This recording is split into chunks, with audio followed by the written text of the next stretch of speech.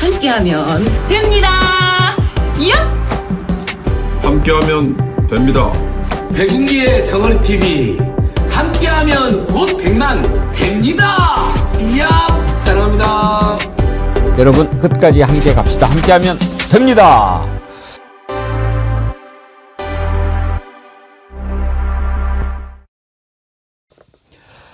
여러분 안녕하십니까? 백운기입니다. 이 세상에는 정상인 사람과 정상이 아닌 사람 누가 더 많을까요?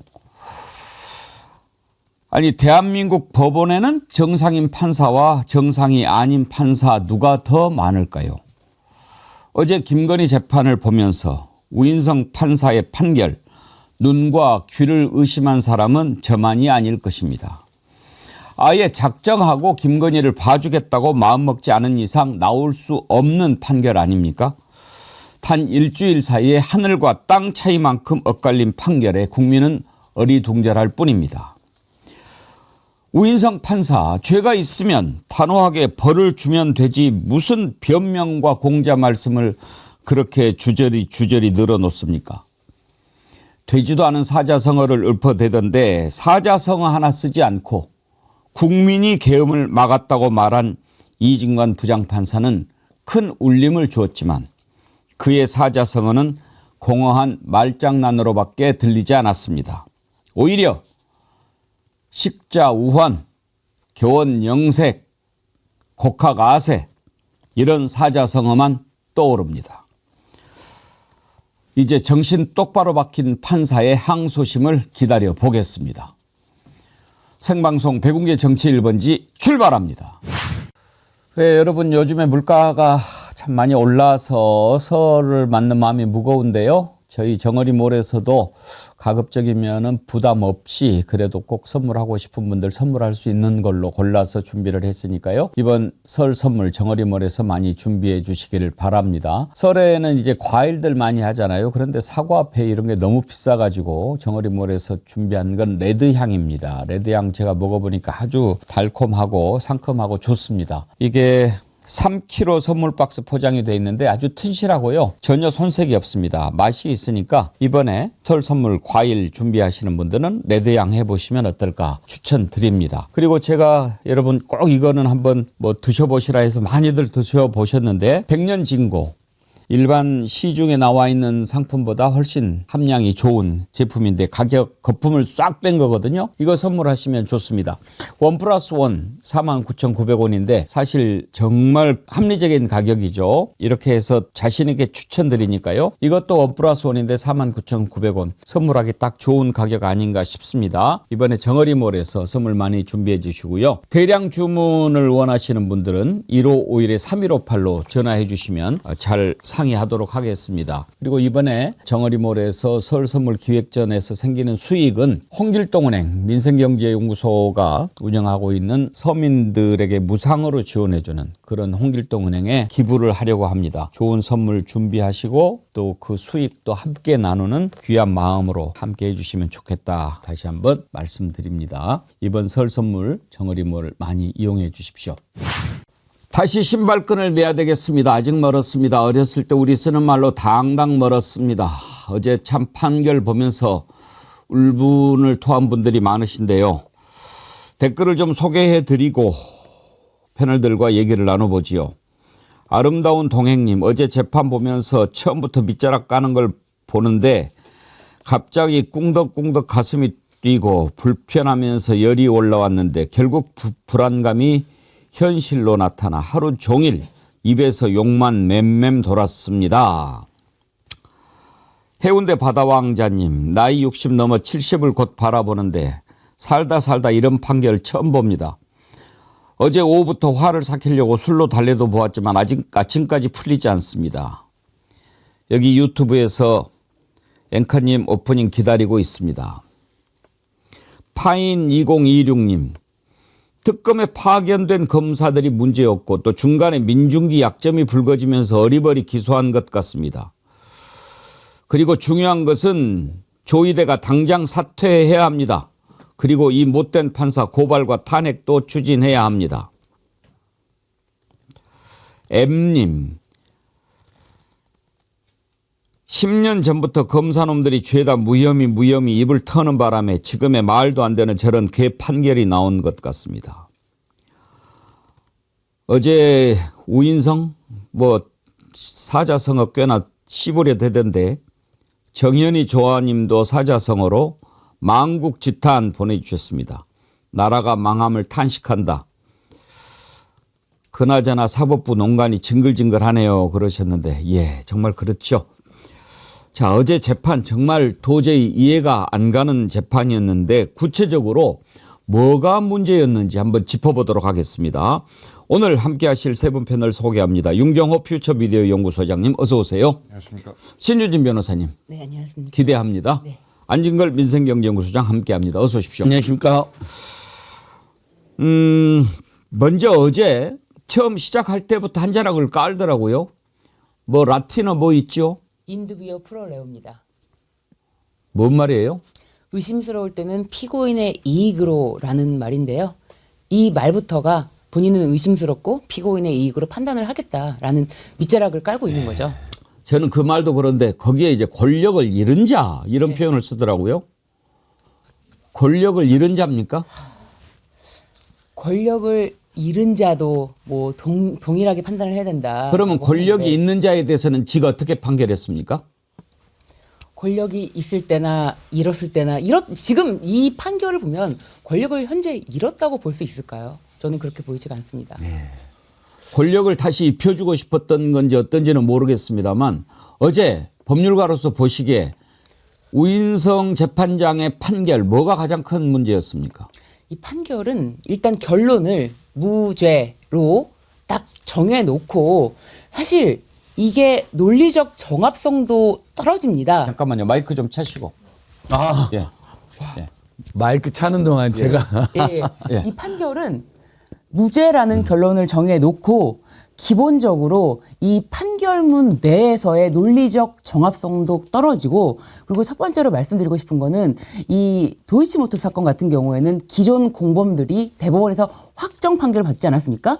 그때 포괄일죄로 판단받은 거를 이번에 1심에서는 포괄일죄가 아니라고 깨는 그러니까 논리적으로도 모순이 되고 같은 내용의 다른 범죄자들이 재판을 받은 대법원 판례에도 어긋나고 이거는 무엇 하나 말이 되지 않는 그야말로 무죄를 주기 위한 무죄 논리를 만들어냈다. 네, 그렇게 보여집니다.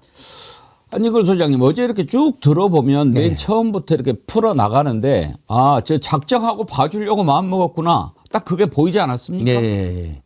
김건희를 권력을 잃은 자로 이렇게 표현한 것부터가 거슬리더라고요. 여전히 윤석열, 김건희가 감옥에 갇히긴 했어도 그들의 비호 세력과 국힘당 같은 사실상 제1야당으로 떵떵거리고 있는 거 그런 현실도 외면했고요. 그 의심스러울 때 또는 애매할 때는 피고인이 이유로 한 게 최근에 양승대 조희대 사법부에서는 어떻게 이재명, 김용, 송영길 등 누가 봐도 이건 법률 전문가들이 봐도 굉장히 헷갈린다. 이렇게 보면 이럴 것 같고 저렇게 보면 저런 것 같고 이게 기억의 문제인데 이건 다 그때 사람들이 애매할 때나 의심스러울 때는 피고인이라고 호소 또 호소를 했는데 그때는 그런 이야기도 안 하고 그냥 다 짓밟고 그냥 정치검찰이 기소한 대로 유죄 이렇게 온 거잖아요. 수십 가지 사건을. 근데 여기서만 딱 그 이야기를 꺼낼 때 저는 그때 소름 끼치더라. 오늘 이거 느낌 안 좋다. 그리고 앞부분에 먼저 의심되는 대목은 있습니다. 이렇게 할 때. 네. 그런데 의심되는 대목이 도이치모터스 다 그게 주가 조작으로 실제로 대법원까지 인정된 내용이고 일반인이 봤을 때 이거 김건희가 그 의심되는 대목 자체가 예를 들어서 40%나 이익금을 나누기로 한 부분은 의심이 된다. 그러나 의심은 되지만 유죄의 확신은 들지 않는다. 이렇게 해가지고 무죄를 딱 때리는데 저도 그렇게 느꼈습니다.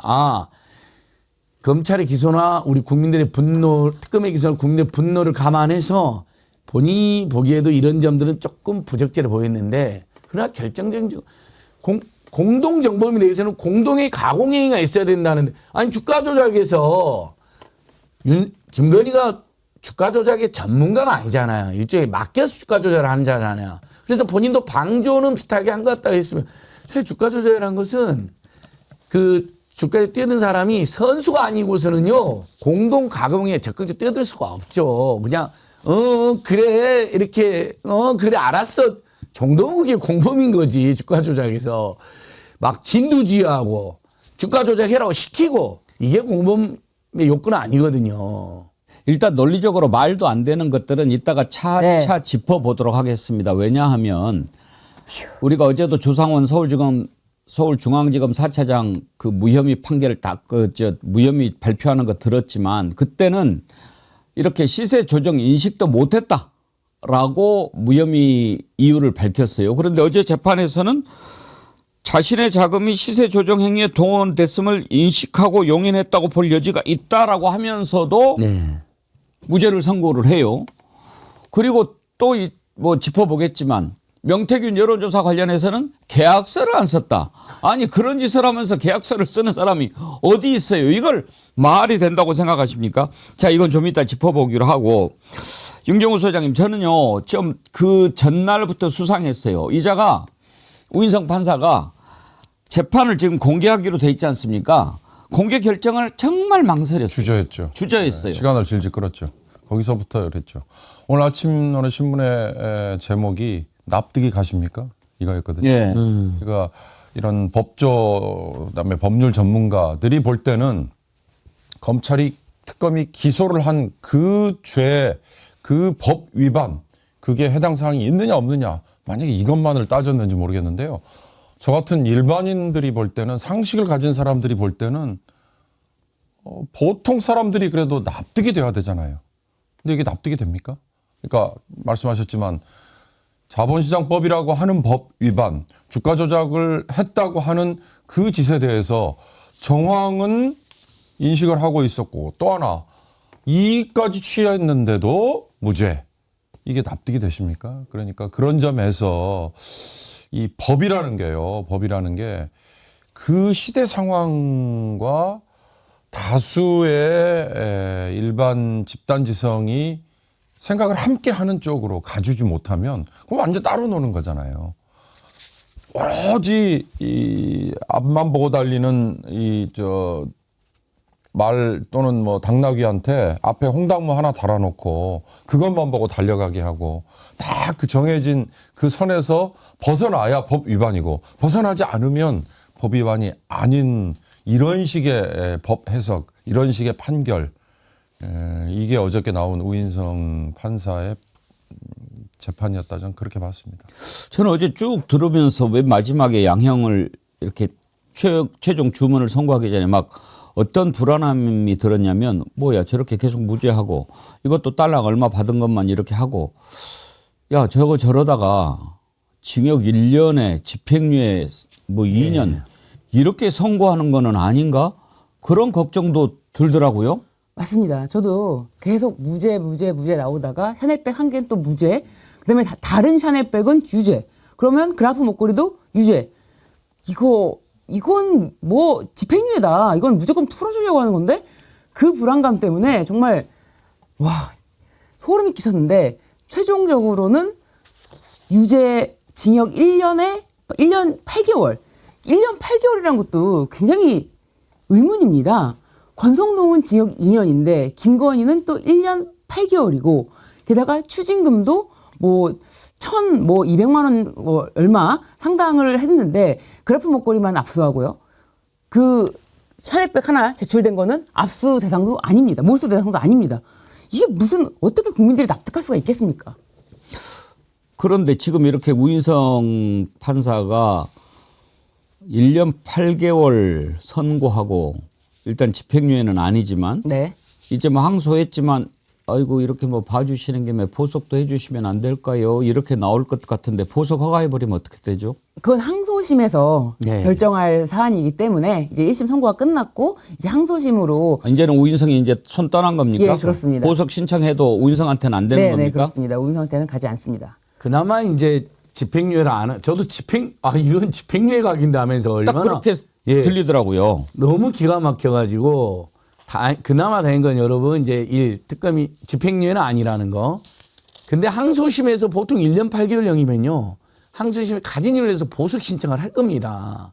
그럼 항소심 재판부가 만약에 아주 심각하거나 윤석열, 김건희의 바운더리 있거나 그런 카르텔이 있으면 보석을 허가해 줄 가능성이 높습니다. 이 부분에 대해서 우리가 감시 견제를 제대로 해야 되고요. 나머지 또 재기소가 추가로 되어 있다는 거. 이제 이 부분은 우리가 이제 주목해서 봐야 되지만, 우인성 정말, 아니, 세상에 주가 조작이라는 게 시세 조종을 인식했고, 그 다음에 또 주가 조작 유죄라고 볼 수밖에 없는 대목을 본인이 이야기를 해요.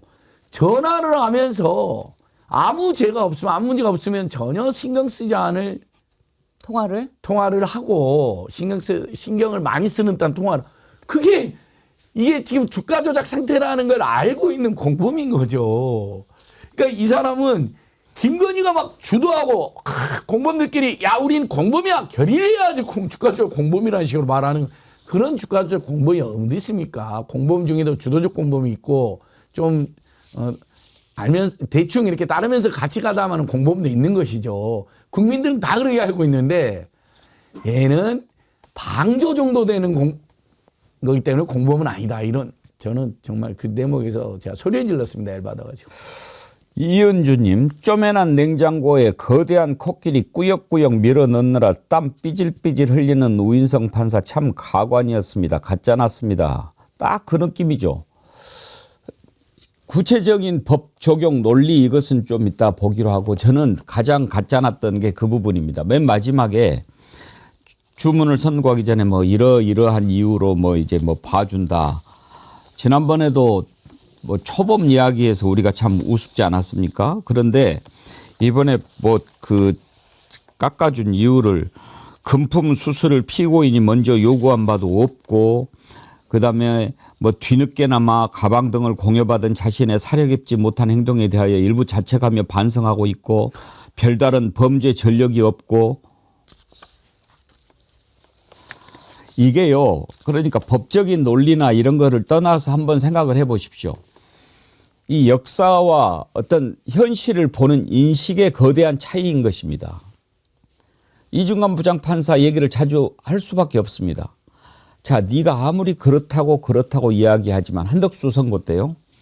뭐 경도 인지 장애도 있고 뭐 또 뭐 공직도 했고 그렇다고 하지만 네가 저지른 죄는 정말 국민을 배신한 거다. 이게 인식이고 양심인 겁니다. 그러면 김건희는 어떤 죄를 저질렀습니까? 지금 모든 국민들이 그간의 과정을 통해서 수사하기 전부터 김건희가 나라를 어떻게 농단했는지 우리가 다 알고 있지 않습니까? 그런데 그런 것을 보지를 못하고 눈이 가려져 가지고 여기에 집착해서 뭐 이러이러한 걸 보니 참 뭐 사실은 완전 다 무죄 주고 싶은데 뭐 그럴 수는 없고 다 그거 아닙니까? 에? 마지막에 무슨 뭐 공자 말씀을 하면서 뭐 거미 불로 뭐라고 했었고 그러던데 사자성어는 꽤나 읊어댑디다. 거미 불루 화이 불치. 그러니까 검소하지만 비루하지 않고 또 화려하지만 사치스럽지 않게 이제 이런 의미더라고요. 저는 사자성어를 어디서 봤느냐면 유홍준 선생이 우리 서울에 있는 조선 궁궐들을 쭉 설명을 하시는 책에서 이 조선 궁궐의 여러 이 건축미에 바로 그런 정신이 담겨 있다라는 그 대목을 읽고 야 이게 참 멋있는 말이구나 했는데 어저께 그 우인성이라는 판사가 이 말을 쓰길래 이게 도대체 이게 적절한 표현인가 이런 생각이 들어서요. 아까 저는 앵커께서 곡학아세라는 표현을 오히려 쓰셨어요. 이 얼치기 지식기술자가 또 법기술자가 이게 법비라고 그러잖아요. 법 도둑질을 하는 자들. 그건 뭐 검사도 마찬가지고 판사도 마찬가지죠. 딱 그 정해진 테두리 내에서만 이거는 법 위반이 아닙니다. 그러니까 무죄입니다. 이런 논리 이게 얼마나 유치한가를 잘 보여준 거예요. 어제 사자성어로 시작해서 사자성어로 끝냈지요. 맨 앞에 뭐라고 그랬죠? 뭐 저는 저도 사자성어 꽤나 많이 안다고 생각하는데 맨 앞에 형무 뭐예요? 한번 좀 띄워봐 주실래요? 무엇이 어쩌고 저쩌고 한번 띄워봐 주세요. 옛말에 형무등급 그리고 추무리불량이라는 말이 있습니다. 법의 적용에는 그 적용을 받는 사람이 권력자이든 아니면 권력을 잃은 자이든 예외나 차별이 없어야 합니다. 마찬가지로 무죄 추정의 원칙이나 인 두비오 프로레오, 즉 불분명할 때에는 피고인의 이익으로와 같은 법의 일반 원칙도 피고인이 권력자라 하여 혹은 권력을 잃은 자라 하여 다르게 나누어 적용될 수 없습니다. 그것이 공정한 재판의 전제일 것입니다. 검이불로 화이불치라는 말처럼 굳이 값비싼 재물을 두르지 않더라도 검소하게 품위를 유지할 수 있습니다. 참 공허합니다. 그러니까 나 공부 많이 했거든. 그건데 그런 말은 전혀 울림을 주지 못합니다. 말을 쉽게 하더라도 그 말이 상식에 맞아야 국민들의 가슴을 울리는 거지. 뭐가 어쩌고 저쩌고 뭐 주저리 읊어댑니까? 어?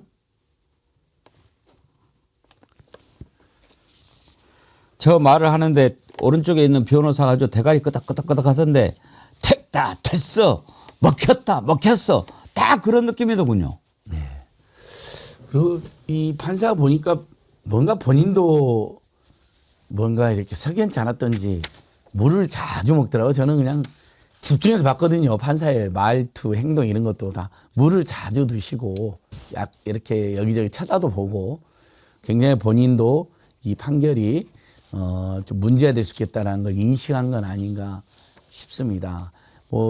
근데 시민사회단체도 지금 난리가 났습니다. 참여연대, 민변, 여러 시민단체들도 희대의 최악의 판결이다. 이렇게 지금 규탄하고 나서는데요. 아니, 예를 들면 그 이진관 부장판사 같은 경우도 대부분 유죄로 하되, 한두 개 정도? 도저히 이제 이것은 유죄로 인정하기가 어려워서 이런 경우는 있을 수 있다고 보는데 여기는 다 무죄로 작정하고 정말 받은 것이 온 국민이 봐버린 것만 딱 해서 마치 본인이 그러나 엄격한 판결인 것처럼 화이불로 그 이야기 딱 하나 해놓고 그 지적을 끝냈다는 거죠. 근데 김건희가 먼저 요구하지 않았던 것도 여러분, 자, 김건희가 명품을 좋아한다는 이야기를 대놓고 지들이 합니다. 그것은 먼저 요구한 거는 다름없죠. 그다음에 반성, 끝까지 거짓말하고 단 한 번도 반성한 적이 없습니다. 마지막에 억지로 물을 일으켰다라는 억지 사과를 했는데 그건 제대로 된 사과나 반성이 아니라 보통 재판부로 하면 그것을 제대로 된 반성을 볼 수 없다라고 지적을 해야 됩니다. 죄가 없다라는 대목에서 가장 형식적 전과가 없는지 모르지만 이미 너무나 많은 사회적 물을 일으켜서 그 판사도 다 할 텐데 그걸 애써야 면에서 형식적으로 전과가 없으니까 1년 8개월로. 아유. 도대체 우인성 저자가 어떤 자인가 궁금해서 한번 찾아봤어요. 그랬더니 1974년생, 충청북도 청주시 출생, 서울대학교 법과대학, 서울대학교 대학원, 사법시험 합격, 사법연수원 수료. 그런데 거기 판결을 보니까요. 1심에서 우리가 납득할 수 없는 이유로 무죄를 선고했다가 2심에서 유죄로 바뀐 사례가 꽤 많더군요. 대표적인 게 그 가세연에서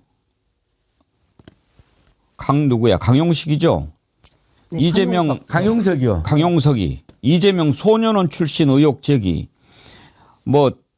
소년원 다녔다, 공장을 다니던 시절에 범죄를 저질렀다 막 이런 얘기를 했었는데 네. 이걸 무죄로 네. 판결을 했어요. 그러니까 이제 가세연에 나와서 이제 강용석과 김세희가 여러 가지 말을 했는데 여러 가지 발언 중에서도 다 끊어서 봤거든요. 예를 들면 대선 기간 2021년에 대통령이 또 불륜녀가 있고 혼외자가 있다. 그리고 이로 인해서 부부싸움을 해서 김혜경 여사를 다치게 했고 과거에는 소년원을 다녔다. 이 세 가지를 끊어서 그중에서 소년원을 다녔다. 이 부분에 대해서는 무죄다. 이거는 단순한 의혹 제기일 뿐이지 사실 적시가 없다라고 해서 무죄를 줬습니다. 그런데 이 부분에서 다시 이제 항소심에서 2심 재판부에서는 이 부분을 다시 유죄로 보면서 1심 그 우인성 판사가 줬던 그 벌금 1,000만 원을 징역 1년에 집행유예 2년으로 징역형으로 선고를 한 거죠. 그때도 이 대통령에게 좋지 않은 행적이 있다는 암시 내지 범죄 전력에 대한 의혹 제기일 뿐 구체적 사실 적시가 있다고 평가하기 어렵다. 이렇게 판단을 했더라고요. 네, 맞습니다. 그러니까 본인이 판단할 때는 이거는 어디까지나 의혹 제기일 뿐이고 이런 의혹 제기는 뭐 할 수 있는 말의 범주에 속하고 구체적으로 뭐 사실을 적시한 게 아니니까 사실, 허위 사실을 적시해야 이거는 명예훼손의 범주에 포함이 되는데 이건 아니다. 단순한 의혹 제기다라고 해서 이것도 무죄를 줘야겠다라고 결심하지 않고서는 쓸 수 없는 부분입니다. 그리고 또 어떤 사례가 있냐면 강남의 그 의대생 살인 사건이 있지 않습니까? 네. 그때도 뭐 살인 혐의는 인정을 하면서도 뭐 여러 가지 뭐 정신적으로도 좀 문제가 있어 보이고 뭐 잘못을 인정하고 반성하고 사회적 유대 관계가 분명하고 뭐 이런 것을 봤을 때 뭐 여러 가지 뭐 봐줄만 하다라고 하면서 전자장치 부착 명령도 안 하고 이런 식으로 또 판결을 했더라고요. 네. 그 아주 마음이 판결에서는 뭐 수능 만점인가 뭐 최우수 성적을 받은 것도 언급해서 당시에도 문제가 됐었거든요. 그러니까 이 소년원 부분은 그냥 넘어갈 수 없는 게 이 지난 대선 때 이재명에다 가장 큰 음해가 소년원 왔다 갔다는 겁니다. 그냥 그것도 소년원이 아니라 강간살인 뭐 죄로 이렇게 몰아갔던 거거든요.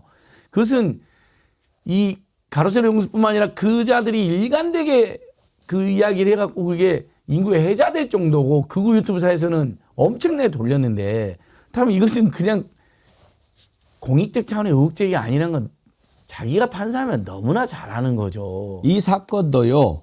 이런저런 이유로 다 해가지고 봐줄 것 봐주고 살인을 했는데도 징역 26년을 선고를 했어요. 근데 항소심에서 징역 30년을 선고합니다. 대체로 항소심에서는 낮춰주잖아요. 그렇죠. 네. 그런데 26년을 1심에서 선고하고 항소심에서 30년을 올려치기 한 거예요. 게다가 또 사건 중에 하나는 이 장영하 변호사라는 사람이 이재명 대통령이 조폭으로부터 현금을 받았다라고 하면서 그 당시에 뭐 박철민 씨라는 자가 뭐 사진, 현금 다발 사진을 찍어서 막 올리고 이것에 대해서 장영하 변호사가 조폭으로부터 뇌물을 받았다라는 취지의 기자회견을 통해서 공표를 했습니다. 근데 이 사건에서도 우인성 판사가 무죄를 줬는데 항소심에서는 이것은 이재명 후보가 뇌물을 받았다는 사실은 정치적 생명이 걸릴 정도로 중요한 문제인데 어떤 검증도 걸치지 않고 객관적 증거도 없이 기자회견을 강행했다. 그렇기 때문에 이 사건도 유죄로 바꾼 사건이 있었습니다. 심지어 하여튼지 뭐 이런 것 저런 거 다 해서 우리가 여러 개 볼 거 없이 너는 아주 봐주려고 마음 먹었구나 이런 생각이 딱 드는 네. 전형적인 판결이었어요. 그 아까 제가 법비, 도둑놈 표현 써도 되죠. 법기술자 이런 말을 했는데요. 이 우인성이라는 판사가 딱 저런 판결을 내리도록 어떻게 보면 특검이 약간 좀 이 기소할 때 죄목 적용이라든가 이런 거에서 좀 접근이 잘못된 측면도 좀 지적이 좀 돼야 될 것 같다는 생각이 들어요. 예를 들어서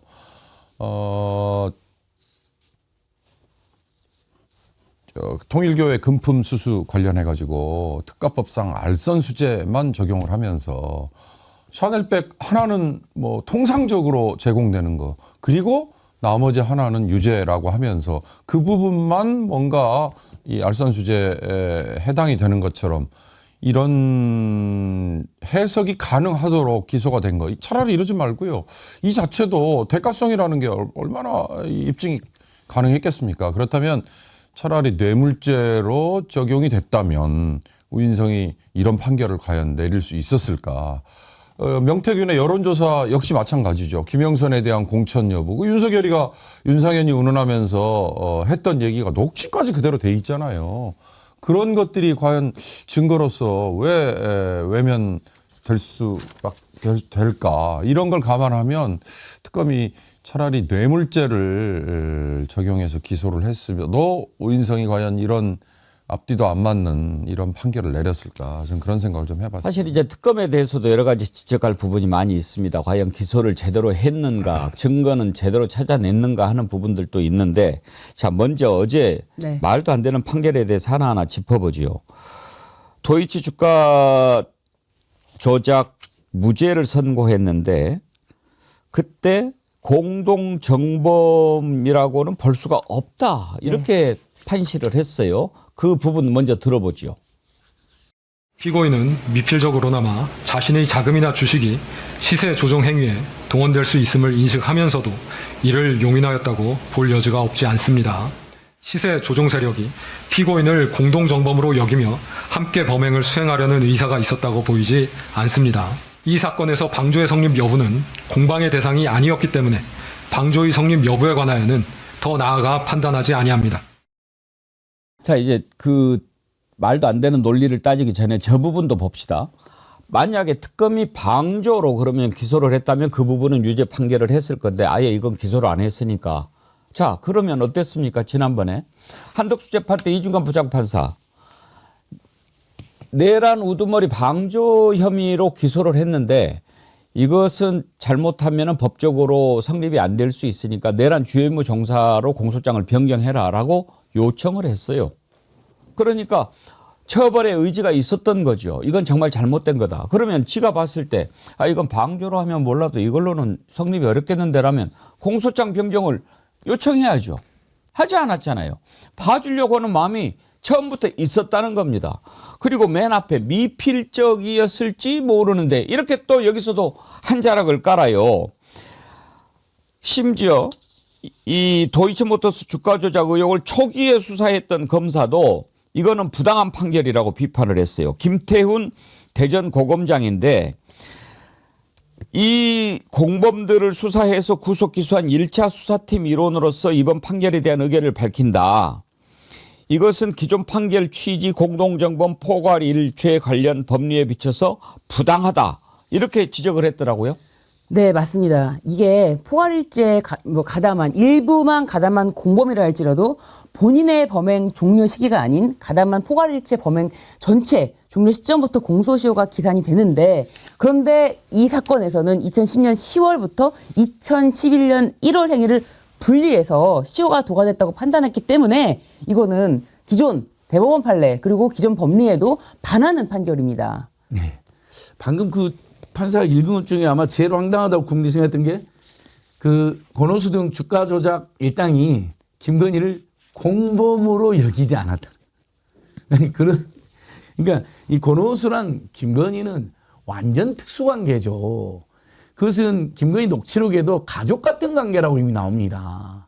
그러니까 아주 내밀하게 예를 들면 문서 같은 거로 주가 조작 우리는 공동을 한다 이렇게 문서를 남겨놓는 사람이 어디 있겠습니까? 따로 만나고 너는 돈을 대 우리가 확 벌게 해줄 테니까. 그래서 검찰 여기 특검은 8억이라고 됐지만 검찰이 원래 수사기록에는 23억을 이득을 본 거로 돼 있는데 김관희 최은순이 그걸 공범이라고 여기지 않았다. 어떻게 그렇게 자기가 뇌피셜로 단정을 합니까?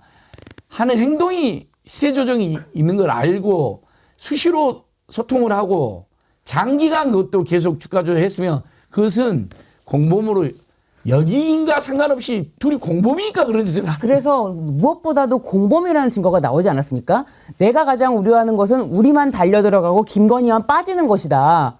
그렇죠. 김건희도 핵심 멤버인데 아니지. 네. 김건희가 핵심 멤버인데 우리는 사실 핵심 멤버도 아니잖아. 우리만 달려들어가고 김건희가 빠지는 게 내가 가장 우려하는 것이다라는 그 도이치모터스 주포의 편지가 자필 편지가 공개되지 않았습니까? 그렇다면 어떻게 주범이 김건희를 언급하지 않았다고 할 수가 있습니까? 아니 증거가 하나 둘이 아니지 않습니까? 네, 지금 맞습니다. 김건희 도이치모터스 주가 조작은 시간이 워낙 지나가 버려서 그렇지 맨 처음부터 김건희가 깊숙이 개입됐다라고 하는 게 그 다음에 수사 과정에서도 다 나왔잖아요. 그런 증거들을 다 모른 채 하고 뭐 이렇게 보니까 뭐 적극적으로 한 것 같지가 않다라고 하면서 무죄를 준다. 그러니까 우인성 재판장 입장에서는 그 진술을 했다 하더라도 본 법정에 나와서 진술을 하지 않았다. 이렇게 이야기를 하고 있는 거예요. 아니 어떻게 모든 정황이 김건희가 주범이라는 거를 가리키고 있음에도 본인 앞에서 들은 내용이 없다. 그런 거를 핑계로 여기를 무죄로 줄 수가 있는지 이거는 도저히 납득할 수가 없는 게 또 한 가지가 이제 공동정범에 대해서 판단할 때 공동정범이라는 거는 여러 명이 2인 이상의 행위가 결합돼서 범죄를 저지르는 것인데 이 2인 이상의 행위는 결합이 되는데 어느 정도 의사가 있는지 이 공동가공의 의사는요. 순차적으로도 가능하고요. 암묵적으로도 가능합니다. 그리고 이 공동 범행에 대해서 모든 행위를 다 하나씩 다 할 수가 없으니까 일부씩 역할을 분담해서 일부만 하더라도 그 전체 범죄로 책임을 지게 하는 것이 바로 공동 정범이라는 법리인데 이거를 정면으로 반박한 것입니다. 공소시효 관련해서도 김건희 주가 조작이 이루어졌던 2010년 10월부터 네. 11년 1월까지를 네. 쭉 띄어내가지고 네. 맞습니다. 공소시효가 지났다. 이 논리도 앞뒤가 안 맞는 거잖아요. 이게 망측합니다. 김광호 님이요. 고향 목포에 계시는 80 넘은 어머님이 어제 판결을 보고 이렇게 말씀하시네요. 예전 목포역 지게꾼도 눈 감고 돌을 던져도 저보다는 더 공정한 판결한다. 쌀밥 먹고 사는 놈은 아니다. AI 판사 도입이 시급합니다. 슈퍼챗도 함께 보내주셨는데 감사합니다. 참 훌륭하신 어머님이시네요. 쌀밥 먹고 사는 놈은 아니다. AI가 판결을 해도 이렇게 하지는 않을 겁니다. 그래서 법관에 대해서 여러분들이 우리가 평가를 해야 된다 그런 말씀 하시잖아요. 그런데 법관 평가 자체를 변호사들한테 맡기고 있거든요. 그렇다면 이 우인성 판사에 대한 평가가 어땠을까요? 우수 법관으로 선정됐습니다. 어떻게 재판을 진행했는데 우수 법관으로 선정됐느냐. 우인성 판사는 충실한 심리를 했고 예단을 드러내지 않는 공정한 재판을 진행했고 충분한 입증 기회를 제공했으며 합리적이고 상세한 설명, 경청과 공감이 높은 아주 훌륭한 판사로 변호사들한테 우수 법관으로 선정이 됐다. 이 말씀입니다. 그러니까 이렇게 무죄를 주니까 변호사들은 아 훌륭하신 법관, 우리 의뢰인한테 무죄를 줬지 하면서 이렇게 표를 주는 거예요. 국민한테 공감하는 게 아니고 조의대한테 공감하는 거죠. 물텀벅님, 어차피 풀어줄 결심의 판결문이니 해석은 무의미하고 이제는 저런 걸 어떻게 처리할지 고민해야 합니다. 맞습니다. 그렇죠. 그것 참 어르신 지적인데 그래도 따질 거 하나 더 따져봅시다. 어제 뭐 반면 교사 뭐 이런 얘기까지 하면서 너는 이러이러한 잘못을 저질렀는데 그런 자리에 있어서 그렇게 하면 되겠느냐라고 비교적 준엄한 공자 말씀을 했어요. 그러면서도 이런 얘기를 했어요. 저는 그 이야기 하면서 더군다나 김건희가 온갖 뇌물을 받아 챙기면서 어떻게 했습니까? 정말 상상도 할 수 없는 일을 저질렀지 않습니까? 자기 받은 목걸이 이거 감추려고 모조품이다라고 얘기하고 모조품을 만들어서 그걸 아주 뭐 무슨 뭐 오빠의 장모 뭐 이런 데다가 숨겨놓고 그걸 딱 찾아내게 해가지고 그렇게 힘들게 찾았는데 모조품이네 라고까지 그런 작전을 쓴 사악하고 간악한 자 아닙니까? 그렇게 증거인멸 시도를 하고 또 유경옥 행정관한테 야, 그 이렇게 했다고 좀 그 거짓말을 해. 이렇게까지 지시를 했어요. 그거는 어떻게 봐야 됩니까? 그런 것을 지시를 했는데도 뭐 그건 그럴 수 있습니까? 그 부분 한번 들어보시죠. 권력에 대한 금권의 접근은 다반사일 수 있습니다.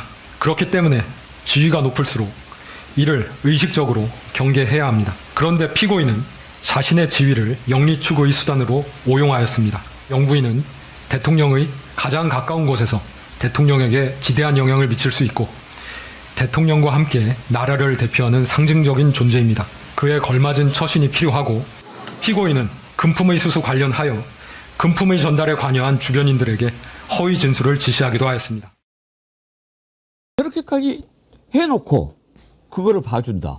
이건 좀 앞뒤가 안 맞아도 한참 안 맞잖아요. 이미 내려져 있는 판결, 특히 대법원까지도 확정된 판결의 법리를 인용하는 것조차도 앞뒤가 안 맞는 거인데 저렇게 영부인으로서 처신에 대한 문제를 지적을 해놓고도 그러나 초범이고 뭐 어쩌고 저쩌고 직접 요구하지 않았고라는 이제 궁색한 이제 또 봐주기 논리가 뒤에 갖다 인용이 되니까요. 이게 도대체 앞뒤가 맞지 않는 건데 제가 아까 처음에 말씀드린 것처럼 법관의 판결이라는 게 단순히 법 해석만으로만 그 상황에 그 시점에 그 사건에 대해서 적용이 될 수 있는 거냐.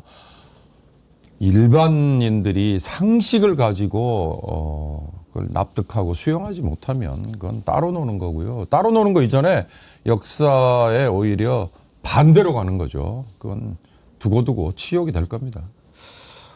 호리노님, 어제 김건희 판결 내린 자가 국민들을 우롱하는데 민주당은 말로만 떠들지 말고 빨리 조치를 취해라 그러셨는데요. 지금 이제 내란 전담 재판부 설치되지만 일단 특검에 대해서 얘기를 하지 않을 수가 없습니다. 정말 제대로 수사를 했는가, 그리고 기소는 제대로 했는가, 이 부분을 신윤진 변호사님 어떻게 평가하십니까? 기소가 제대로 됐다라고 보기는 많이 어려운 점이 있었고, 사실 특검 수사 단계에서는 특검 수사의 동력을 잃지 않게 하기 위해서 특검을 나서서 제대로 비판하지 못했던 점을 저도 인정합니다. 지금 우리 임경호 소장님께서도 지적해 주셨지만 사실 통일교에게 준 가방과 목걸이, 그리고 명태균으로부터 제공받았던 그 여론조사, 이 건으로 인해서 공천을 준 것, 이거는 너무나 명백하게 뇌물죄입니다. 모두 샤넬백을 뇌물로 보지, 이 뇌물로 보지 않고는 말이 안 돼. 선물로 봅니까? 아, 샤넬백 그 뇌물 어떻게 됐대? 라고 생각하지. 그 샤넬백 선물은 그건 어떻게 됐나? 이렇게 생각 안 하시지 않습니까? 뇌물로서 가장 입증하기 어려운 것이, 김건희는 공무원 신분이 아닌데 공무원 신분인 윤석열과 둘이서 어떻게 같은 사안을 두고 공모를 했지? 이게 입증하기가 가장 어려운 부분인데, 김영선이 공천을 해줘라 라고 윤석열이 육성으로 목소리가 나오지 않았습니까? 그리고 또 김건희가 바로 이어서 당선인이 미르라고 했어요. 당선인 신분 팔지 말고 핑계대지 말고 미르라고 했어요. 서로 간에 의사 연락이 상호 간에 윤석열, 김건희 상호 연락 하에 김영선이를 공천하는데 한몸이 돼서 행위를 했어요. 그럼 이거는 어디까지나 뇌물죄입니다. 이거를 어떻게 알선수재죄로 기소를 했는지 도저히 납득할 수가 없습니다, 이 부분은. 주가 조작도 이제 방조로 기소를 했다면 어떻게 될지 모르겠지만, 저는 그나마 어제 보면서 아이고 다행이다 싶은 게요. 우리가 저건 알선수재가 아니라 뇌물죄로 기소를 해야 맞습니다. 된다고 막 그랬잖아요. 네. 만약에 뇌물죄로 기소를 했으면 전 혐의 다 무죄 나올 뻔했어요. 맞습니다. 오히려 네, 오히려. 왜냐하면 제가 오히려 반대로 지금 이 해석했네요. 우윤석 논리로 따지면 공직자가 아닌데 뭐 맞습니다. 뇌물죄가 어떻게 더 성립이 쉽죠. 되느냐. 이것도 무죄다. 대가성이 입증이 안 된다. 그렇죠. 그렇게 아니 공직자 뇌물은 공직자여야 공직자에게 되니까. 해당되는. 근데 이제 그러니까. 이제 박근혜 최순실 법리에서 경제 공동체인 경우에는 그런 이제 거를 따질 자가 그치. 아니라니까. 그러니까 아니죠. 그걸 안 따지면서 정말. 이렇게 했을 것 같아요. 윤석열은 이런 사실을 몰랐을 것으로 보입니다. 아니 저는 제일 또 기겁한 게, 와, 김영선의 공천은 국민의힘당의 시스템에 의한 공천으로 보입니다. 이 표현이에요. 공천심사위원회에서 결정했다. 그렇기 때문에 그것을 이거는 배척하는 논리로 예. 거기서 아마 사람들이 국힘당 당원은 아니겠지만 국힘당이라 한패인가라는 생각이 확 들었어요. 아니 천하가 알고 국민의힘에서도 그게 문제가 됐는데, 와, 윤석열이 김영선 해줘라고 그랬는데 그걸 지금 온 국민 수십 번씩은 들었을 텐데, 명태균은 그것 때문에 황금폰이라 본인 입으로 이야기를 했는데, 그런데 진짜 앵커님 지적하신 대로 뇌물죄로 기소 안 한 특검을 우리가 잘못을 지적을 하고 있는데, 뇌물죄로 기소를 했다? 그러면 더 쉽게 판결문 쓰기가 이렇게 쉽네 라고 하면서 바로 다 완전히 무죄다라고 했을 겁니다. 그렇죠. 민간인이니까 뇌물이 아니고 윤석열과 경제공동체 통정이 있어야 되는데 윤석열은 몰랐을 거로 보인다고 또 자기 대피쇼를 하면 완전 무죄가 돼버리는 거죠. 아무리 우리 국민들이 법을 몰라도 상식적으로 이해가 돼야 될 거 아닙니까? 논리적으로 이해가 안 되는 거 딱 3가지만 제가 짚어볼까요? 이 뇌물을 갖다 바쳤잖아요. 근데 청탁을 바로 안 했다는 거예요. 그러면 이거 주면서 이것은 무슨 용도입니다라고 해야 그게 뇌물이 된다는 얘기 아닙니까? 그리고 여론조사, 계약서를 안 썼다는 거. 그거 상식적으로 네. 우리 나쁜 짓 하자 그러면서 계약서를 쓴다는 말이에요. 그건 오히려 불법 행위에 기초한 거니까 그 계약 자체가 무효가 되는 거 아닙니까? 네. 맞습니다. 그런데 그걸 계약서를 안 썼으니까. 그리고 도이치모터스 수가주작은 요 공범들이 너를 공범으로 안 봤으니까 공범이 아니다. 이게 말입니까? 그 공범 논리도 똑같아요. 앵커님 말씀. 야, 오늘 우리 지금부터 공범이다라고 서로 결의하지 않으면 공범이 아닌 거예요. 계약서 안 쓴 거랑 똑같아요. 뇌물 하나에 청탁 하나 그게 가장 일뇌물 일청탁해야 된다라는 뇌물 얘기 하나에 아니에요. 반드시 청탁 하나. 자, 이제 항소심을 하게 될 텐데 네. 어떻게 기소를 다시 해야 될까요? 아니면은 그냥 해도 이런 말도 안 되는 판결은 그냥 뒤집어질까요? 지금 앵커님께서 이 판결의 문제를 3가지를 정확하게 지적해 주셨는데 이게 정말 너무 쉽게 들리지 않습니까? 너무 쉽게 이 판결을 뒤집을 수 있는 요소가 너무 많고요. 이것에 대해서 공소장 변경 같은 행위는 뭐 추가적으로 있을 수 있을 거라고 봅니다. 사실상 공소 사실의 동일성이 기준입니다. 공소장을 변경할 때 갑자기 생뚱맞은 거를 하는 게 아니고 이 행위 사실은 기초로 하되 법리 적용을 다른 걸로 넣으면은 공소장 변경이 되는 건데요. 저는 뭐 추가적으로 우리가 원하는 뇌물죄라든지 이런 것도 공소장 변경을 통해서 넣을 수가 있다고 보여지고 앵커님의 간명한 논리에 의해서도 이 판결은 쉽게 뒤집어질 수 있다고 저는 생각합니다. 정말 저런 판사들을 보고 살아야 된다는 게 참 한심합니다. 우리가 헌법과 법률 그리고 양심 그 이야기를 하지 않습니까? 도대체 양심이 있는가? 참 납득이 안 갑니다. 납득이 안 가요. 뭐 특검이 항소한다고 입장은 냈는데 단촐한 문서로 냈거든요. 저는 요 정도면 안 그래도 우리가 김건희 특검, 레드란 특검이 아쉬운 점도 많고 이제 최근에 제가 비판도 많이 하고 있는데 이 정도면 최소한 특검의 수사 검사들이 우인성 판사의 판결이 뭐가 문제인지 국민들에게 알기 쉽게 조목조목 반박은 해줘야 됩니다. 물론 항소해서 다 하겠지만 너무 어이없는 판결이 나왔거든요. 이런 건 보통 이런 경우에는 가끔 기자회견도 합니다. 검찰도 너무 어이없는 판결을 할 때는 본인들이 가지고 있는 증거를 다시 한번 국민에 제시하면 이랬는데도 어떻게 무죄가 나오냐고. 그러니까 특검이 그냥 입장 안 하면 알았어요. 딸랑 항소한다고. 이렇게 하면 오해받습니다. 특검도. 저는 또 하나 걱정되는 게 있어요. 이중관 부장판사 판결을 보고 깨갱했던 지기현이가 우인성 판결을 보고 다시 용기 낼까 봐. 난 지금 그게 걱정됩니다.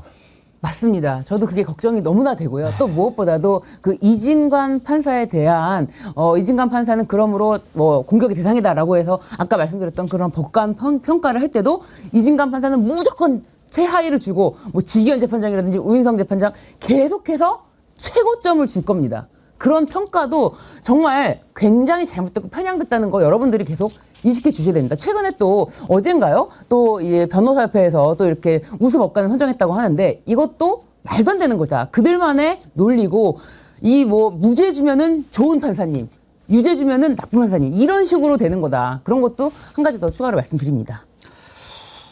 예, 자원 이제 특검이 항소심에서는 조금 더 증거도 보강하고 그리고 또 기소도 좀 변경하고 그리고 이제 2차 특검 지금 또 김건희 재판 이거 하나만 있는 건 아니죠. 그렇죠. 맞습니다. 김건희 추가로. 예. 서희건설 거기도 지금 뇌물로는 안 됐는데 서희건설 그렇죠. 건도 기소되어 있고요.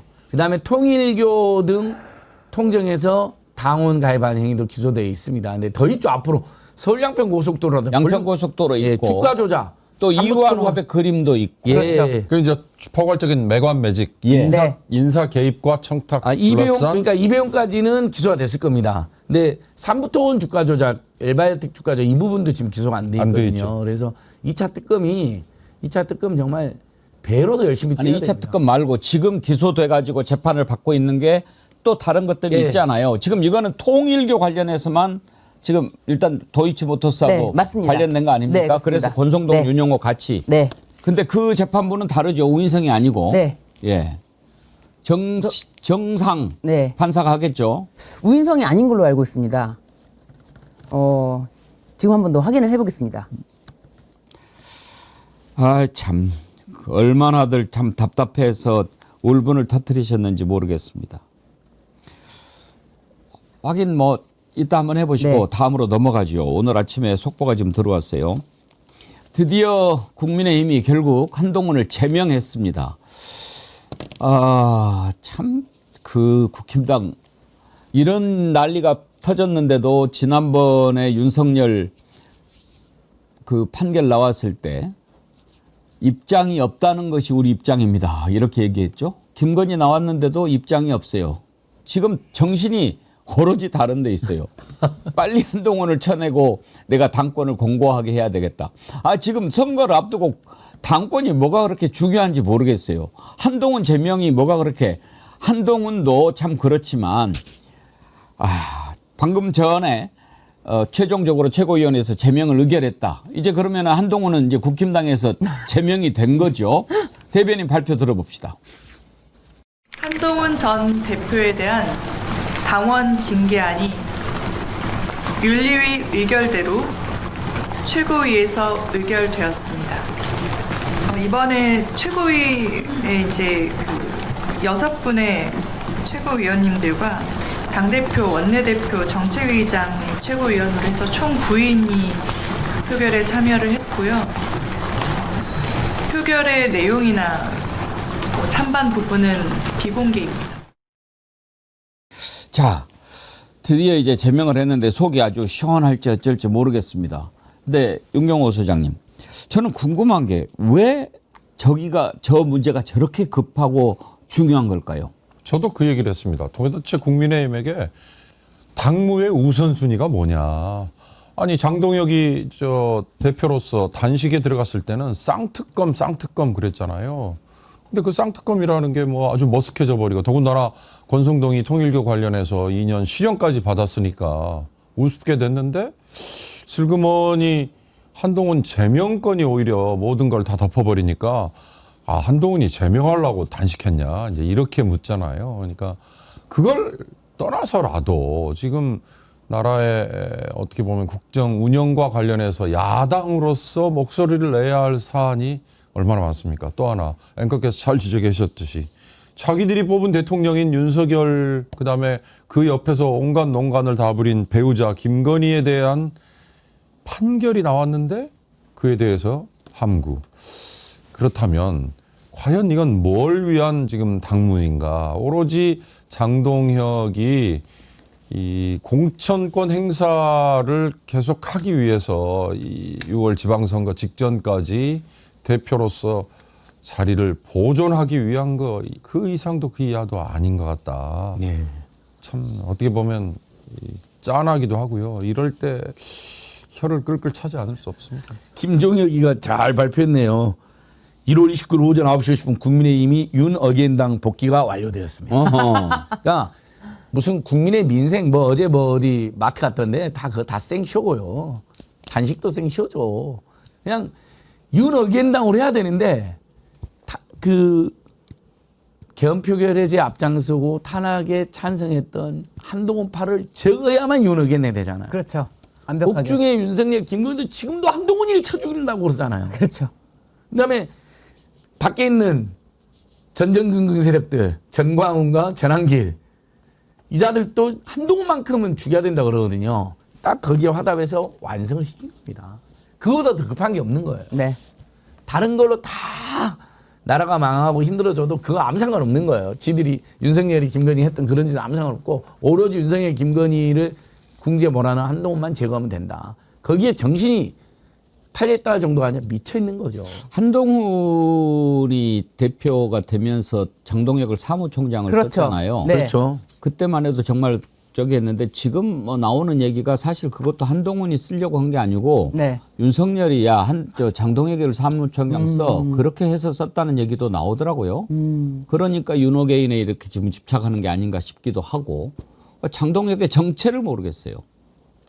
장동혁은 계속 입장을 바꿨다. 전 뭐 그렇게만 이해를 했는데 처음부터 윤석열에 심어놓은 첩자였군요. 그러면 그럼 이제 한동훈은 앞으로 어떻게 될까요? 바로 그런 점이 제가 이제 궁금했는데, 저 같은 네. 아마추어들이 보면 아니 저렇게까지 수모를 당하고 제명이 되면 왜 나가서 정치 세력을 만들고 정당 깃발을 한번 꼽아보고 예. 이번 지방선거에 지가 뜻을 같이 하는, 자기하고 그렇죠. 뜻을 같이 하는 사람들 네. 공천도 하고, 맞습니다. 그다음 또 하나 보궐선거 국회의원 보궐선거도 몇 자리 있잖아요. 아, 신당해야죠. 해야 되는 겁니다. 예, 신당해야죠. 저는 정말 강력하게 추천드립니다. 아니 이렇게 억울하고 정말 세상 천지개벽 이런 일이 없는데 신당해야죠. 본인 따르는 국회의원 몇 명 있지 않습니까? 같이 나가서 신당 차려서 화이팅 하십시오. 네. 근데 아무도 안 따라나간다는 게 문제인 게 아니 그리고 어저께까지도 같이 영화 보면서 으쌰으쌰 하면서 YS 막 인용하면서 말도 안 되는 그러니까 행보를 벌이고 있는데 홍준표가 네. 한동훈이 YS 인용하니까 네. 내 이놈 그 입 닥쳐라고. 근데 영화아침본이 뭐 박정훈 의원 등이 있는데 네. 재밌는 게 박정훈이 송파고 고동진이 강남이에요. 안동도 한 명 있습니다. 이 사람들 절대 안 나가는 거예요. 나가면 무조건 떨어지거든요. 그러니까 탈당한 사람 아무도 없다는 거예요.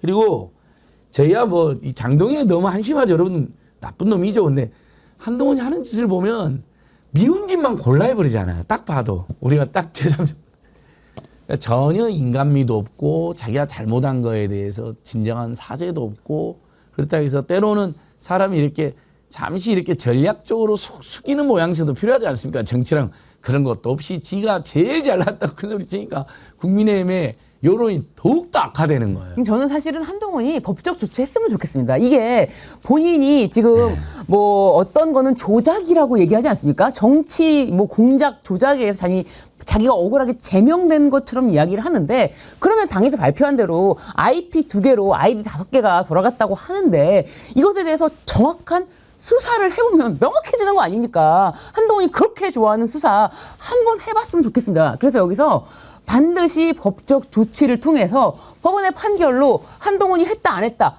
밝혀지면은 그거 정말 시원할 것 같습니다. 그러니까 쉬운 말로 지금 이렇게 딱 들여다보고 있을 때 국민 누구도 장동혁이 잘한다, 한동훈이 잘한다 이렇게 보는 사람은 없거든요. 없습니다. 그런데 왜 이 짓을 하고 있는가? 저는 그게 제일 궁금하고 그러면 이제 장동혁의 계산을 한번 들어봅시다. 그렇게 해서 어떻게 하겠다는 거죠? 그러면 이제 한동훈을 채워내면 자기가 공천을 확실하게 하고 그렇게 해서 뭘 선거를 치러보겠다. 지금 원로들도 반대하고 각 단체장들도 다 그렇게 하면 뺄셈 정치가 된다라고 하고 걱정을 하는데 도대체 뭘 가지고 선거를 치르겠다는 것인지가 첫 번째 궁금해요. 어떻게 하려고 하는 걸까요? 그 당장에 장동혁이 생각한 건 그 비대위 체제로 느닷없이 가면서 본인이 대표직에서 타의에 의해서 내려오는 거. 그건 저는 김도읍이라는 정책위 의장이 중간에 사의를 표명하고 내려앉았잖아요. 네. 그때 이게 신호탄이 돼서 최고위원 한둘이 더 가세하고 혹시 뭐 이런 파장이 일어날까 했는데 그때마다 뭐 국회에서 필리버스터링 24시간 뭐 연설 그다음에 단식 그다음에 또 다른 이런 이제 쇼크 처방으로 그걸 모면을 해갔잖아요. 그러니까 그런 걸로 보면 물론 당연히 당 전당대회에서 뽑힌 대표지만 그 취약함이 갑자기 비대위로 넘어가 버리는 거 이거를 우선 막기 위한 그게 아닐까라는 생각이 드는데요. 글쎄요. 그 이상의 지금 장동혁의 앞으로의 그림이 잘 보이지 않아요. 저도. 그러니까 최고위원회에서 양양자 그다음에 어쨌든 국민의힘 지분을 크게 가지고 있는 세력은 별로 안 되지만 오세훈이 어제 특별 호소문도 발표했잖아요. 이렇게 분열하면 안 된다. 근데 장동혁의 귀에는 그런 게 안 들어오는 거예요. 장동혁은 잘 보면 그 성경을 자꾸 들고 다니고 있는 그 성경이 정통 기독교에서 2단 성경으로 인정받은 성경을 갖고 다니더라고요. 그러니까 예, 그건 널리 알려진 사실인데요. 그러니까 이 장동혁 그 앵커님께서 여러 번 지적하시잖아요. 제 옛날 표현 하나만 쓸게요, 앵커님. 앵커님은 그렇게 표현 안 했습니다. 눈이라 그랬지만 저는 옛날 표현. 그냥 눈가를 보면 이상하다고. 눈이 좀 이상해졌어요. 예, 그러니까 앵커님은 눈이라 그러고 저는 이제 시골 표현으로 눈깔이 좀 이상하다고. 막 섬찟한 기운 같은 게 있고 막 다 따잖아요. 저도 느껴요. 예. 그리고 단식하는 와중에 장미꽃을 계속 보면서 웃고 있는 이상한 행동을 하잖아요. 그걸 막 사진도 올리고. 원래 단식하는 사람 중에 그런 사람 한 명도 없거든요. 꽃이 오면 지금 단식 현장 장미꽃 그 무더기는 어울리지 않으니까 한쪽으로 치워나갈 수 앞에다 두고 아침마다 그래서 일단 아주 그 사악하고 오도된 극단적 또는 사비적 종교적 관념에 휩싸여 있는 거죠. 내가 하나님의 전사로서 윤석열을 살려야 되고 예수를 살리듯이 그다음에 한동훈 같은 이 배신자는 처단해야 된다라는 거기에 그런 정념이라고 해야 되나 종교적 정념이 사로잡힌 자입니다. 배신을 지가 했는지 한동훈이 예. 했는지 잘 모르겠지만 그러지 않고는 보수 언론에서도 하지 심지어는 보통 국민의힘 조중동 사설은 따라하지 조중동 사설에서 그리도 하지 말아 그러잖아요. 그 사설도 안 따라. 왜냐하면 지금 또 다른 더 큰 지침이 있는 거예요. 하여튼 정치 감각이라고는 거의 없는 두 사람이 싸우고 있는 모양새입니다. 지금 국힘당이. 한동훈이 뭐 국회의원 한번 해봤습니까? 장동혁은 말이 재선이지 지금 합쳐서 4년도 안 돼요. 예. 어? 처음에 0.5 그렇죠. 보궐로 들어왔다가 지금 그래갖고 어떻게 대표가 됐는데 뭐 거기야 뭐 정상보다는 비대위가 더 많았던 곳이니까. 그러니까 한동훈은 지금 오늘 자기가 제명이 될 걸 뻔히 알면서도 뭐 토크 콘서트 한다고 준비하고 그러는데 그것도 날짜를 보면은요 2월 8일인가 돼요. 난 저걸 어저께 보면서 그러면 그때까지 뭐 하겠다는 건가? 이게 지금 당장 오늘 뭐 탈탈 털어 모아도 모일까 말까인데 저때까지 뭐 하겠다는 걸까요? 그 12월 21일에 일산 킨텍스에서 예. 토크 콘서트를 이미 한번 했더라고요. 그때 1,500명을 모았다고 합니다. 네. 그 1,500명이 이 티켓 저게 유료더만요. 저걸 만약에 무료로 하면 예. 선거법 위반 소지가 있나 봐요. 유료가 위반이 아니고 예. 오히려 무료로 하면 예. 이 다중에게 뭔가를 공짜로 제공하는 사전 선거운동 뭐 이렇게 될 수도 선거운동 있고. 시비에 걸리나 봐요. 선거 출마할 일종의 사람은 매수행위가 돼요. 네, 예. 출마할 사람은 그래서 이게 소규모의 금액이라도 유료로 하는데 저게 8분 만에 일산 킨텍스는 자기들 말로 동났답니다. 그래서 그때 자신감을 얻었다는 거죠. 그리고 현장에서도 더 큰 장소에서 할까요? 했더니 거기 있는 청중들이 네 하고 또 환호를 해줬나 보죠. 거기에 힘을 얻어서 이제 2월 8일에 하는데 2만 명 가까이 들어갈 수 있는 공간이라고 그래요. 저게 과연 채워질 거냐 이것도 걱정이고 만약에 저런 식의 팬덤이 있다면 한동훈이 왜 독자적인 정치 세력으로 치고 나가는 거에 대해 주저할까. 지금 한동훈 세력은 장동혁이 이번 지방선거에서 죽을 쓰고 나면 이제 장동혁과 지금의 지도부가 고스란히 물러앉고 나면 비주류들이 다시 당을 장악하는 그 그림 이것까지 생각한다는데 이제 모르겠습니다. 이 거대 정당에 아직도 쌓여 있는 그 자산과 돈과 인력 이것 때문에 사실은 새로운 정당 출현이라는 게 우리의 지금 소선거제 이 선거제도와 함께 어우러져 가지고 저는 예. 쉽지 않다라는 걸 다시 한번 확인해요. 오늘 2시에 한동훈이 국회 소통관에서 또 입장 발표한다고. 그래요? 뭐 또 무슨 헛소리 할지 모르겠는데 거기서도 폼을 제가 기자회견하는 거 몇 번 봤거든요. 예. 국회에서. 지가 논란에 휩싸이는 와중에도 폼을 엄청 잡아요. 저도 꼴보기 싫은데 국힘당에서 한동훈 싫어하는 사람 더 꼴보기 싫을 것 같아요. 뭔가니까 미안해하는 듯한 말투. 뭔가 그래도 어쨌든 당에 큰 논란이 생겼으면 보통은 정치가들이 그러잖아요. 정치인들이. 이유야를 떠나서 뭐 좀 당원인과 지지자 이런 것도 없어요. 그 아까 북콘서트도 이 와중에 폼이나 폼 다 잡고 찍어놨잖아요. 그거 느끼고 지금 뭐 서울시장 무소속 출마한다는 설도 도네요. 왜냐면 본인이 아무것도 안 한다라는 이제 그런 지적이 하도 많으니까 결국은 서울시장 무소속 선거 설이 도는데 그것도 아마 못할 거예요. 예. 아이고 참 그것들 보고 있는 것도 쉽지 않은 일입니다.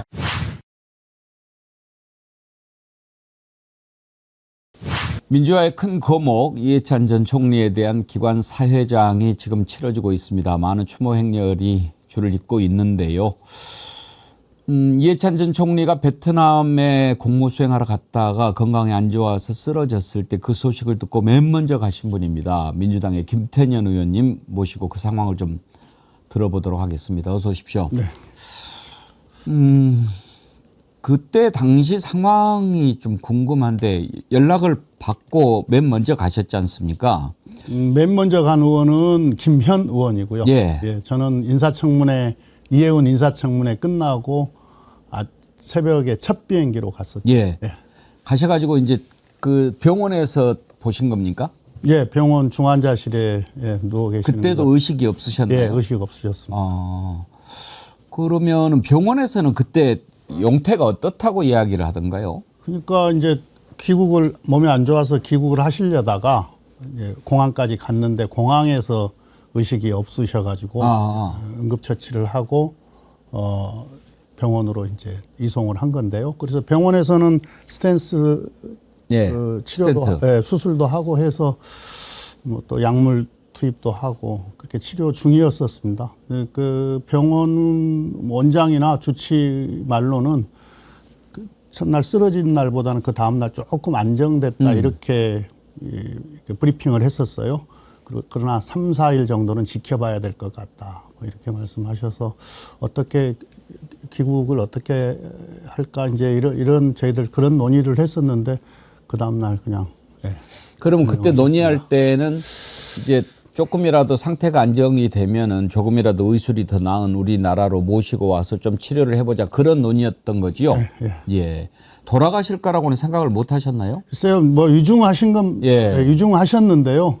그래도 그렇게 허망하게 가실 글쎄요, 줄 너무 몰랐죠. 허망하게 가셨어요. 근데 그 가시기 전부터 몸이 좀 안 좋으셨다고 그러더라고요. 감기 몸살 기운이 있어서 사모님이 이번에는 좀 안 가면 좋겠다 그렇게 얘기를 했다고 그러시더라고요. 그런데 이제 이번에 출장 이유가 그 평통에 아태 지역 운영위원회 회의였거든요. 매우 큰 회의입니다. 그러니까 뭐 베트남을 포함해서 인도 그리고 저 호주, 뉴질랜드 또 동남아시아 여기 전체의 평통 운영진들이 모이는 회의여서 거기는 꼭 가야 되는 거 아니냐. 그러니까 워낙 또 이게 공무와 관련해서는 책임감이 강하신 분이었기 때문에 몸이 좀 안 좋으셨는데도 가셨던 것 같습니다. 너무 일찍 가셨어요. 이제 만으로 73이잖아요. 네, 너무 아쉽습니다. 그 전에도 이렇게 이제 그 대통령하고 민주평통 회의할 때 이렇게 보면은 걸음걸이도 불편하고 몸이 좀 불편하셨던 거예요. 2년 반 전에 넘어지셔가지고요. 고관절 수술을 하셨어요. 그때부터 걸음이 좀 많이 불편해지셨습니다. 그것도 그렇고 또 젊었을 때 고문의 후유증도 이야기를 하던데요. 전에 그 김근태 의장님도 고문 후유증 때문에 일찍 돌아가셨지 않습니까? 아마 이해찬 총리님도 그 후유증 있으셨던 거죠. 우리 김태년 의원님은 또 그 이해찬 총리님하고 인연이 좀 각별하시죠? 많이 저를 아껴주셨죠. 그러니까 제가 재야 운동 할 때는 뭐 저는 이제 성남에서 했었고 뭐 연배 차이도 나지만 또 총리님은 또 중앙에서 하셨기 때문에 그때는 뭐 함께 일할 기회가 없었고요. 열린우리당 참여정부 때 열린우리당 만들 때 처음 뵀었습니다. 일을 같이 하기 시작한 거죠. 그리고 제가 초선되고 나서 이제 2004년 선거 끝나고 저는 총리님보다는 제가 대표로 모셨기 때문에 대표님이 훨씬 더 익숙한 호칭인데요. 대표 시절에 비서실장 하지 않으셨나요? 첫 제가 대정부 질의를 했는데 이게 총리대 의원, 초선 의원 대정부 질의를 했었는데 그때는 오전 대정부 질의가 있었어요. 오전 마지막 대정부 질의를 했는데 그리고 그 점심 때 그 국무위원들하고 장관들하고 오찬을 하셨던 모양이에요. 그 오찬 자리에서 앞으로 주목해봐야 될 초선 의원이다 이렇게 평가를 하셨다고 다른 국무위원이 저한테 전달을 해주시더라고요. 그리고 또 얼마 안 있다가 비서실장을 저한테 보내가지고 또 특별한 격려도 해주시고 그래서 그게 어떤 제가 저를 더 정진하는데 큰 어떤 자극이 되었습니다. 가까이서 뵀던 이해찬 총리님은 어떤 분이다 이렇게 얘기하실 수 있으신가요? 그러니까 어떤 어려운 환경이 닥치더라도 좌절하거나 포기하지 않는 분이셨어요. 그러니까 2007년도에 우리가 대선에서 참패를 하지 않습니까? 그리고 2008년도 총선에서도 참패를 하고 MB정부 들어섰죠. 그리고 그때 이제 우리 민주진영이 어떻게 보면 지리멸렬한 상태였고 MB정부는 뭐 온갖 폐악질을 하던 그런 때였어요. 막 공익과 사익이 막 뒤섞여가지고 국정이 아주 참 눈뜨고 못 볼 지경이었는데 그때 저희들한테 늘 하셨던 말씀이 어렵더라도 상황이 안 좋더라도 포기해서는 안 된다, 좌절해서는 안 된다. 그러시면서 하신 말씀이 일제 때 많은 초기에 이제 많은 그 독립운동 하셨던 분들이 중간을 거치면서 다 변절을 하잖아요. 왜 변절하느냐? 독립에 대한 확신이 없기 때문이다. 그래서 좌절하고 포기했기 때문에 변절했던 거다. 그래서 대한민국의 역사를 우리가 믿어야 된다. 우리가 만들어가는 역사를 믿어야 된다. 민주주의는 반드시 올 것이다. 그래서 우리가 포기하지 않고 좌절하지 않고 끝까지 싸울 땐 싸우고 더 또 유능해져야 된다. 이런 말씀을 자주 하셨고요. 그게 뭐 저희들한테는 아주 꽂혀 있죠.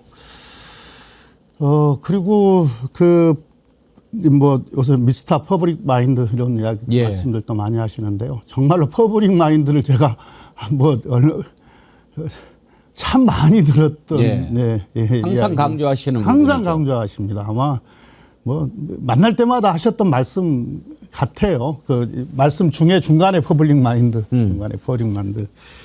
아주 이 공적인 어떤 판단과 선택, 공적인 일에 사적인 이해관계나 이익 관계가 개입하는 것을 극도로 싫어하셨고 또 당신 스스로 경계하셨던 그런 분이셨습니다. 그래요. 정말 퍼블릭 마인드 하니까 생각이 나는데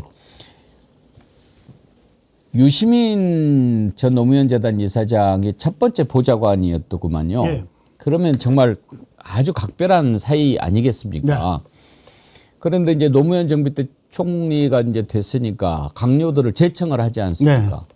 근데 이제 노무현 대통령이 나 보건복지부 장관 유시민을 쓰고 싶으니까 유시민을 좀 제청을 해주라 그러니까 그 청문회 통과가 어려울 거다. 안 된다. 야당이 반대해서. 야당이 반대해서. 아니 대통령이 누가 좋겠냐고 하면 유시민을 본인이 청거를 할란지 간에 대통령이 이야기하는데 이건 좀 곤란하다라고 이야기를 했다는 거 아닙니까? 그러니까 아니 내가 쓰겠다는데 그래서 이거 뭐 오히려 안 된다고 계속 버티니까 노무현 대통령이 그러면 당신이 총리를 그만두시오. 그랬다는 거 아닙니까? 그러니까 이해찬 총리가 이러다가는 내가 그만두는 거는 문제가 아닌데 내가 그만뒀을 때 유시민 보건복지부 장관 제청을 둘러싸고 대통령하고 총리가 싸웠다. 이렇게 되면 이제 나라가 이제 흔들릴 판이니까 알겠습니다. 그러면 이번에는 내가 뜻을 받들고 한 번만 더 그렇게 내가 안 하겠다라고 하면 그때는 그만두겠습니다 했는데 유시민 이제 장관 후보자가 총리가 보건복지부 장관 통과했죠. 그러니까 노무현 대통령이 보세요 통과했지 않습니까? 그랬다고 이야기를 하더라고요. 네, 그러니까 전국이 이제 워낙 그 유시민 그 지금 작가가 당시에 이제 어떻게 보면 야당 입장에서 보면 아주 센 분위기 때문에 어떤 청문회나 이런 것들 그런 과정을 통해서 전국이 얼어붙으면 국정 운영에 지장이 생길 거 아니냐 이런 취지 때문에만 반대를 하셨을 텐데요. 예. 살다 보면 어떤 스승을 만나냐가 참 중요하지 않습니까? 우리 김태년 의원님이 이제 정책위장도 하시고 사실 이제 정책통 이렇게 우리가 분류를 하는데 이해찬 의원도 이제 정책위장 하시고 정책통이라고 그러잖아요. 아마 그런 영향을 좀 받으신 거 아닙니까? 많이 받았죠. 예. 그러니까 이해찬 대표님이 어떻게 보면 정책으로 정치를 하셨던 분이라고 해도 과언이 아니지 않습니까? 물론 또 대단한 선거에 있어서도 대단한 전략가고 어떻게 보면 대한민국의 미래를 이렇게 그려가고 만들어가는 데 있어서 대단한 또 해안이 있으셨고 또 실천하셨던 그런 분이기도 한데요. 그러니까 그렇게 해서 그러니까 늘 정책을 강조하셨던 것이 저희들한테 많이 전수가 됐었어요.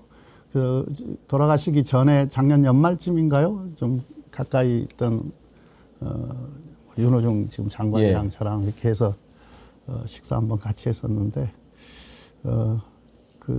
그래도 다들 당신과 가까웠던 의원들이 제 몫을 해주고 있다 이렇게 말씀하시면서 되게 수줍게 뿌듯해하셨던 모습 그런 것도 기억이 납니다. 그리고 이제 늘 또 그 후배에 나왔던 강연 같은 데서 강조하셨던 게 막스 베버의 소명으로의 정치에 보면 정치인이 가져야 될 덕목의 책임, 열정, 균형감 이걸 항상 강조를 하셨어요. 이 공적인 일을 한 사람은 책임을 져야 된다. 책임 있게 일을 해야 된다. 그리고 건성건성하면 안 된다. 열정적으로 해야 된다. 그리고 특히 강조하셨던 게 이게 이제 정책을 하셨던 분이기 때문에 그런데 균형감을 가져야 된다. 정책이라고 하는 것이 사실 대한민국은 이제 사이즈가 매우 큰 나라 아니겠습니까? 그러니까 이해관계도 다양하거든요. 그래서 하나의 정책이 그냥 그 정책으로 끝나는 게 아니에요. 다른 분야하고 다 연결이 되어 있으니까 균형감을 가져야 되고 그래서 정책 하나를 볼 때는 매우 입체적으로 종합적으로 볼 줄 알아야 된다. 이걸 늘 말씀을 하셨었죠. 정책통이면서 또 전략가셨잖아요. 그럼요. 네 명의 대통령을 만들었는데 네. 그런 전략은 어떤 데서 나오는 걸까요? 그러니까 그 시대에서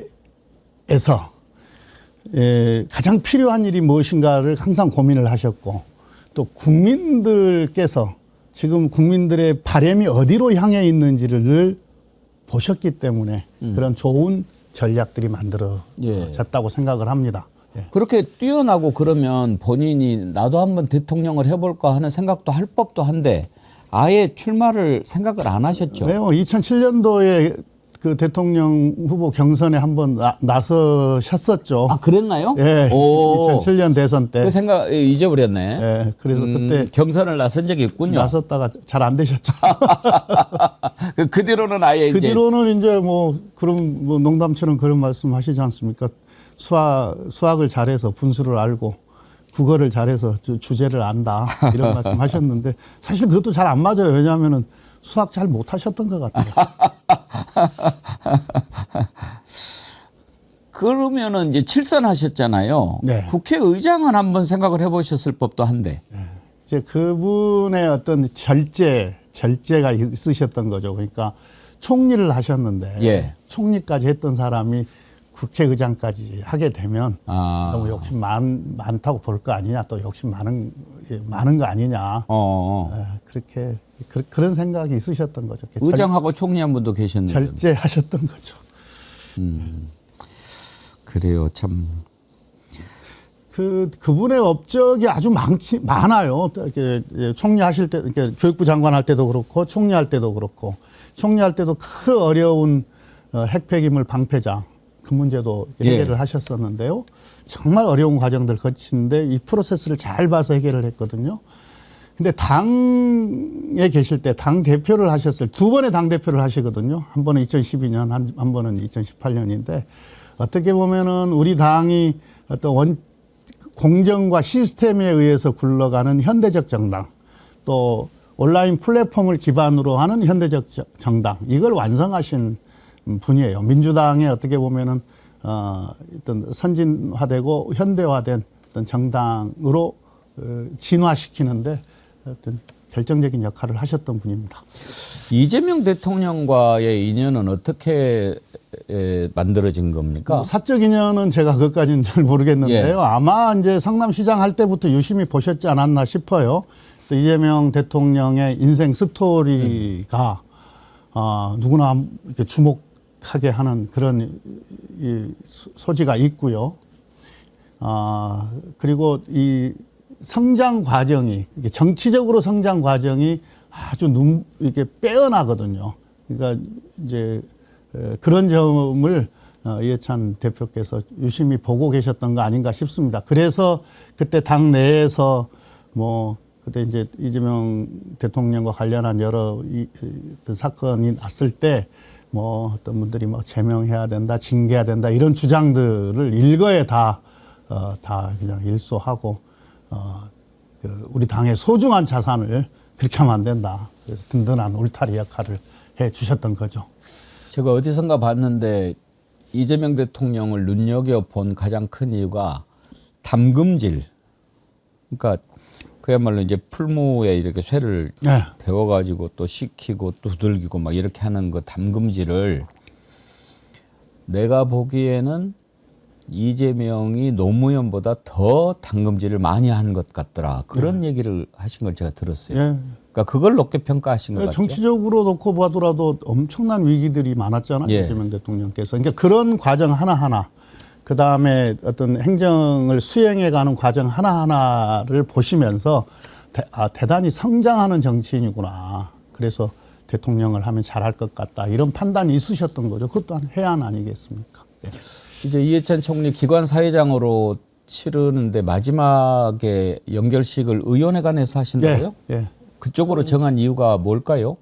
그래도 7선 의원까지 예. 하셨던 분 아니겠습니까? 물론 행정부에도 계셨었습니다만은 정치 시작하고 가장 오랜 기간을 국회에서 국회의원으로서 또 활동을 하셨기 때문에 너무 당연히 국회에서 연결식 하는 게 맞다고 봅니다. 네, 9시에 합니다. 토요일. 이분은 선거 나가서 떨어진 적이 없으시죠 아마? 그렇죠. 그러니까 국회의원 선거 나가갖고는 7번 나가서 7번 다 되셨어요. 당내 선거는 떨어진 적도 예. 있으셔요. 그런데 이제 그래서 그 후배들 만나면 농담으로 그런 이야기를 하셨어요. 특히 떨어진 그 후배들한테 어떻게 하면 선거에 떨어지냐? 저도 한번 떨어졌었잖아요. 저한테도 그러셨어요. 어떻게 하면 선거에 떨어져? 그런 농담도 하시는군요. 그 개인적으로 이렇게 사석에서 만나면 예. 하면 예. 그 인상과 다르게 참 재미있으셔요. 근데 그분의 또 이 풀어가는 말씀들이 뭐 이제 과거 이야기를 하더라도 한 장면 하나하나가 다 한국 현대사거든요. 그게 정말 재밌어요. 그러니까 자리하면은 시간 가는 줄은 모르죠. 근데 워낙 깐깐하셔가지고 네. 보면은 김대중 대통령이나 또 뭐 노무현 대통령이나 이렇게 이분의 특징은 직진인 것 같아요. 이렇게 뭐 애둘러서 표현도 안 하고 그냥 기면 기다 아니면 아니다. 좀 이런 스타일 아니셨나요? 그리고 비교적 그러니까 담백하신 분이고 예. 또 경우에 따라서는 단호하신 분이고. 예. 고향에서 투덜투덜 대는 분들이 많았다 그러더라고요. 뭐 부탁 하나 해도 안 들어주고 그런다고. 그런 경우도 있을 겁니다. 예. 근데 따뜻한 분이에요. 예. 예. 이해찬 총리님이 이제 떠나시지만 남긴 유훈 가운데 우리가 가장 좀 생각했으면 하는 건 어떤 걸 꼽으십니까? 글쎄요, 이제 평생 대한민국의 온전한 민주주의, 성숙된 민주주의를 꿈꾸셨기 때문에 우리 민주주의의 어떤 이 성숙도를 더 높이는 것, 이게 이제 우리 후배들이 해야 될 일인 거고요. 또 하나는 대한민국을 어쨌든 강국으로 만드는 일, 번영하는 강국으로 만드는 일, 이것 또한 해야 될 일입니다. 그 다음에 이제 아마 참 가시기 전에 이렇게 대화를 혹시 나눌 수 있었으면 한 번 더 강조하지 않으셨을까 싶은데요. 늘 한반도의 이 평화와 관련해서는 특별한 관심을 갖고 계셨던 거거든요. 우리 한국 사회가 참 어려움이 많은 이유 중에 하나가 이 분단 체제로 인해서 생긴 이 분단 모순이 우리 한국 사회에 여러 질곡들을 만들어내는 게 많습니다. 그리고 그 중에 또 이 분단 상황을 정치적으로 이용하는 그런 세력들도 있기 때문에 이 한반도의 평화가 정착이 됐을 때 어떤 우리 한국 사회가 갖고 있는 여러 가지 어려움들을 해소할 수 있다. 또 그게 또 한국이 지속 가능한 어떤 성장과 발전을 이루는 어떤 초석이 된다. 그러니까 그 유지도 우리가 잘 받들어야 된다고 생각합니다. 그러니까요. 하실 일도 많으신데 혹시 이번에 그 중국에서 무슨 조의 표시가 왔습니까? 예, 중국 외교부가 바로 애도를 표하는 그 성명을 냈었고요. 예. 지금 왕이 외교부장이 특별히 조전을 보내왔습니다. 예. 안 갖고 왔는데 조전을 우리 외교부로. 외교부로. 예. 그동안 한중 관계 발전에 크게 기여했고 앞으로도 계속 이어갔으면 좋겠다 이런. 남북 관계 개선에도 상당한 노력을 기울이셨는데 북한에서는 어떨까요? 글쎄요. 뭐 북한에서는 제가 듣기로는 없는데 마지막 공직 총리까지 하셨던 분이 민주평통의 수석 부의장을 맡으셨을 때는 그리고 총리까지 하셨던 분인데 어떻게 일로 치면 부의장 아니 예. 부총리 대우를 받는 그렇죠. 예, 민주평통 수석 부의장을 맡으셨는데 그만큼 어떤 이 한반도의 평화와 안정 이거에 대해서 마지막 소임으로 그렇게 생각을 하셨던 거죠. 그래서 거기에 하여튼 마지막까지 어떤 공적인 영역에서 우리 대한민국의 어떤 과제를 해결하기 위해서 불사르신 거죠. 예.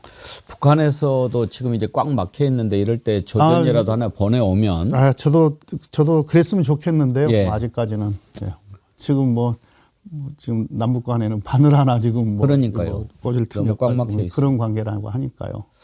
다시 한번 그 이해찬 총리님 명복을 빌고 오늘 또 이렇게 모처럼 오셨는데 궁금한 거 몇 가지 좀 여쭤봐도 되겠습니까? 네. 먼저 트럼프가 갑자기 정말 왔다 갔다 하니까 너무 힘든데 지금 25%로 올린다 이렇게 엄포를 놨다가 다시 한국하고 또 다시 다 해볼 수도 있다고 막 왔다 갔다 하지 않습니까? 예, 뭐 어디로 튈지 모르잖아요. 예. 근데 왜 그런 것 같습니까? 메뚜기. 예. 우리 정부 청와대에서나 정부에서 공식적으로 지금 확인한 바로는 예. 지금 그 특별법 지금 특별법이 국회 계류 중에 있거든요. 이제 이게 좀 속도가 느리다 이 불만 표시라고 지금 하는데 정부에서 이야기를 하고 있지 않습니까? 그거 본인이 그래도 그렇게 썼으니까. 100% 그거라고 확인했다라고 지금 우리 정부는 이야기를 하고 있어요. 에이, 그것 때문에 그럴까요? 글쎄요, 지금 전 세계가 예. 트럼프가 어디로 뛸지 모르고 트럼프 속을 모르는데 그거 어떻게 확인할 수 있겠습니까? 그럼 그런 식으로 하면 우리가 어떻게 해야 됩니까? 아니, 글쎄요, 이제 이럴 때일수록 우리가 더 긴장해야 되겠지만 또 빌미를 안 주는 것도 필요하죠. 그러니까 특별법은 2월 달에 지금 논의하면 3월 중에는 처리할 수 있을 거거든요. 예. 근데 지금 국민의힘에서 자꾸 이게 이제 국민 부담을 주는 거니까 미국에 투자하는 것이 이게 국회 비준을 해야 된다 이렇게 주장을 하고 있는데 안 맞아요. 그건 좀 잘 못 본 겁니다. 옳지 않아요. 비준을 하게 되면 이건 국제법적 성격을 갖고 있기 때문에 우리가 훨씬 더 큰 부담을 갖게 우리가 되는 묶이는 거거든요. 거죠. 그다음에 관세만 하더라도 지금 미국의 연방 대법원에서 그건 국회 승인 받아야 된다 이렇게 판결할 수도 있거든요. 그렇게 되면은 다시 다 원점에서 다 봐야 되는 건데 이걸 비준을 해놓으면 우리가 우리 손발을 우리가 묶는 게 되는 거거든요. 그러면 입법을 하는 겁니까? 예, 특별법 입법이죠. 지금 국회에 들어와 있어요. 발의가 되어 있어요. 예. 법안이 한 5개쯤 발의가 되어 있는데 11월 말에 발의가 됐었거든요. 11월 27일인가 28일인가. 근데 아시다시피 12월은 예산국회지 않습니까? 여러 가지 예산도 통과시켜야 되고 그리고 이제 조세와 관련한 법안 통과가 급했었던 거고요. 그리고 1월은 이혜원 인사청문회니 이러면서 본격적으로 심의할 시간이 없었어요. 그러니까 이제 2월 국회가 시작되면 바로 심의에 들어갈 거고, 그리고 이제 2월 말이나 3월 초 되면은 통과가 될 수 있을 것 같은데, 근데 이제 문제는 여기 이제 우리 재경이 소관이거든요. 예. 이 법이.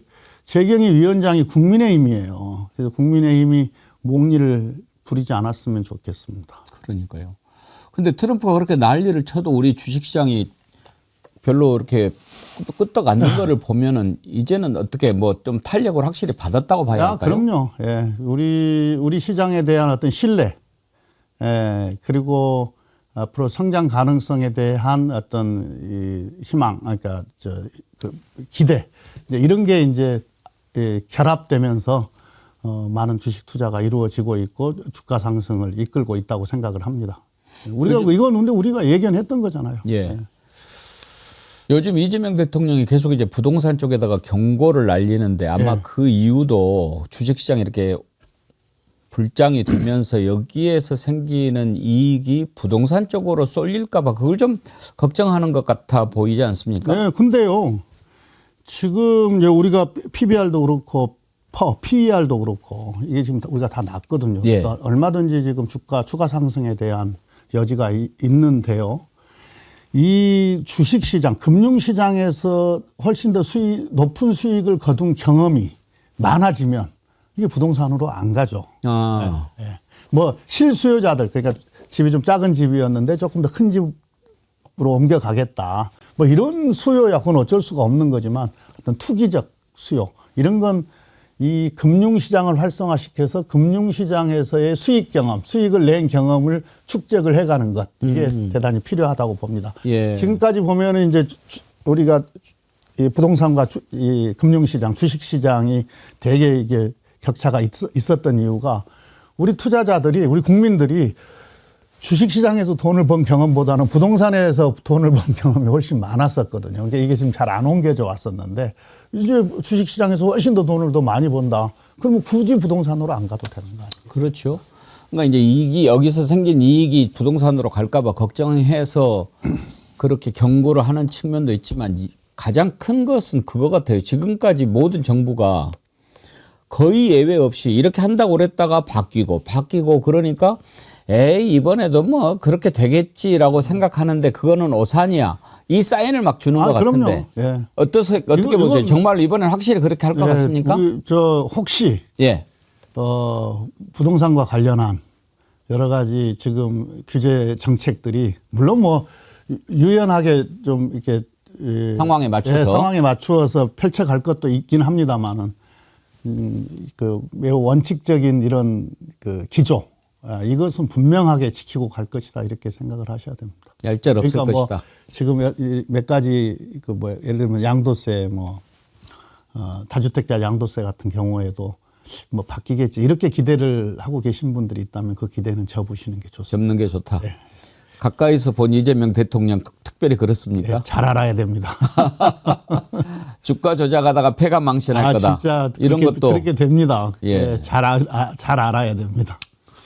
참 아까 그걸 여쭤보려다가 지금 트럼프가 그렇게 나오는 것 가운데 이유 하나로 쿠팡이 뒤에서 장난질을 치고 있다 이렇게 생각하는 시각이 많거든요. 그럴 가능성이 있다고 보십니까? 글쎄요, 트럼프 참모들 중에 일부는 뭐 그렇게 이렇게 로비를 당해서 그렇게 압박하고 우리를 압력 넣고 싶은 생각이 있는 참모들이 있는지 모르겠는데 뭐 그게 트럼프까지 그렇게 하겠습니까? 아니 그래도 벤스 부통령이 김민석 총리한테 정식으로 그 얘기 했을 정도면 그래서 설명했고 그 예. 벤스가 충분히 이해했다고 하지 않습니까? 충분히 이해했는데 그럴까 싶어요. 아니 미국 기업이 미국에서 그 고객의 한 80% 정도의 정보가 유출됐다고 생각한다면 미국 정부가 어떻게 하겠습니까? 우리보다 훨씬 더 강한 제재를 가하겠죠. 그나저나 저 쿠팡을 그냥 놔두면 될까 하는 게 국민 여론 아닙니까? 어떻게 해야 될까요? 아니 그 책임을 져야 됩니다. 그러니까 관리 부실이 됐든 뭐 어떤 장치의 부족이 됐든 어떤 우리 국민들의 어떤 정보가 유출됐다고 한다라면 그에 상응하는 분명한 책임을 져야 되는 거고요. 정부도 분명하게 책임을 물어야 되는 거죠. 그리고 쿠팡이 지금 저럴 수 있는 것이 어떤 시장을 장악했다. 그러니까 쿠팡 없이 안 된다. 이런 자신감 때문에 그런 거 아니겠어요? 그래서 어떤 시장도 조금 다변화하는 것도 좀 필요할 것 같고요. 예.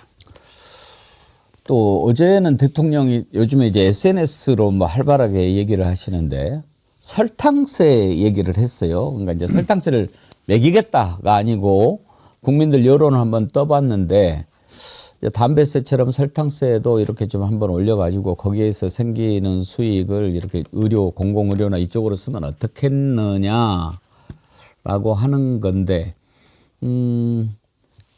대통령의 의중이 좀 담겨 있다고 보십니까?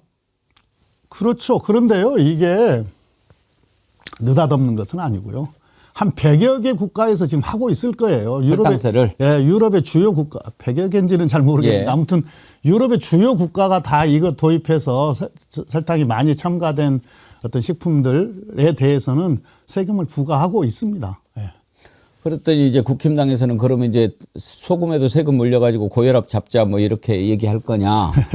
너네들이 지금 돈을 막 팡팡 쓰니까 돈 부족해서 세금 거두려고 하는 거 아니냐. 이렇게 공격하더라고요. 아니요. 그 목적을 분명하게 했지 않습니까? 세금을 거둘 때 우리가 국민들의 동의와 양해를 구할 때는 이 세금은 어디에 어디에 쓰여집니다를 분명하게 해주면 훨씬 더 뭡니까 국민의 동의 정도가 더 커지는 거거든요. 그러니까 이 설탕세 말씀을 하시면서도 지방의 공공의료에다가 하면 어떻겠느냐 이렇게 제안을 하셨어요. 지금 나라 금고 사정은 뭐 부족한 무슨 세수 이렇게 채우겠다 이런 게 아니잖아요. 예. 예. 지금 나라 금고 사정은 어떻습니까? 현재까지는 괜찮습니다. 그렇습니까? 예, 예. 우리가 다른 OECD 국가에 비해서 국가 부채 비율이 아직은 양호한 편이거든요. 예. 좀 더 여력이 있습니다. 예. 기재위 계시잖아요. 네, 재경위로 바뀌었습니다. 아, 기재위가 재경위로 예, 바뀌었습니까? 재정경제위원회. 기재위는 없어졌습니까? 기재위란 이름은 없어진 거고 아. 소관 부처도 다 똑같아요. 근데 아. 이제 이름이 재정경제위로. 재정경제위로 바뀐 거예요. 예. 옛날 이름으로 돌아갔습니다. 기획예산처 장관 후보자 이제 낙마를 하지 않았습니까? 이해운 후보자. 개인적으로도 아예 안 되겠다 이렇게 생각하셨나요? 네. 뭘 제일 큰 문제로 보셨나요? 뭐 할 얘기 참 많은데요. 이미 그리고 떨어지신 분. 예, 떨어지신 분이기도 하고 그 다음에 또 제가 저럴 수가 있나 하는 것은 또 뭐 사석에는 제가 좀 할 수 있는 이야기가 있을 것 같아요. 근데 가식 문제인가 보구나. 예, 근데 방송에서는 조금 하기가 조금 아니, 그런 됩니다. 얘기하는 근데 분이 많아요. 어쨌든 그 위장 청약 이거 명백히 불법이거든요.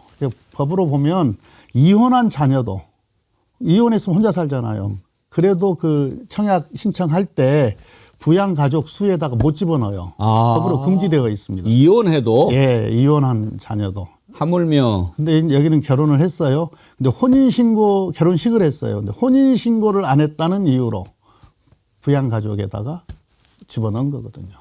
법의 취지로 보면 분명히 어긋나는 겁니다. 그럼 공직자가 해야 되려고 했던 사람은 이런 짓 하면 안 되는 거죠. 이 다음 후보자는 어떤 사람이 됐으면 글쎄요, 좋겠습니까? 아주 또 시대 정신 분명해야 되고요. 이해도가 분명해야 되고 또 우리 국정 철학. 이재명 정부의 국정 철학에 대한 이해도도 높아야 되고요.